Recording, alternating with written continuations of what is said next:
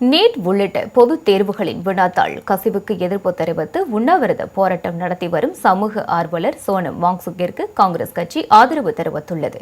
NEET உள்ளிட்ட தேர்வுகளின் வினாத்தாள் கசிவுக்கு எதிர்ப்பு தெரிவித்தும் இதற்கு பொறுப்பேற்று ஒன்றிய கல்வி அமைச்சர் தர்மேந்திர பிரதான் பதவி விலக வலியுறுத்தியும் கரப்பான்பூச்சி சேனா கட்சியினர் டெல்லி ஜந்தர் மந்தரில் கடந்த மாதம் 20ஆம் தேதி முதல் போராட்டம் நடத்தி வருகின்றனர்.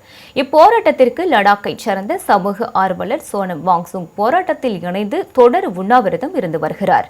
அவரது உண்ணாவிரத போராட்டம் நேற்று 19வது நாளை எட்டியுள்ள நிலையில் சோனம் வாங்சுக்குவின் உடல் மோசமடைந்துள்ளது.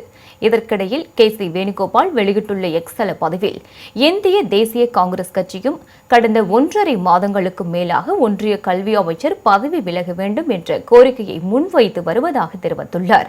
தேர்வு முறை சீர்குலைந்த விவகாரத்தில் மோடி அரசிடம் பொறுப்புணர்வு இல்லாததால் சோனம் வாங்சுக் கொண்டுள்ள வேதனையையும் ஆத்திரத்தையும் தாங்களும் பகிர்ந்து கொள்வதாக குறிப்பிட்டுள்ளார்.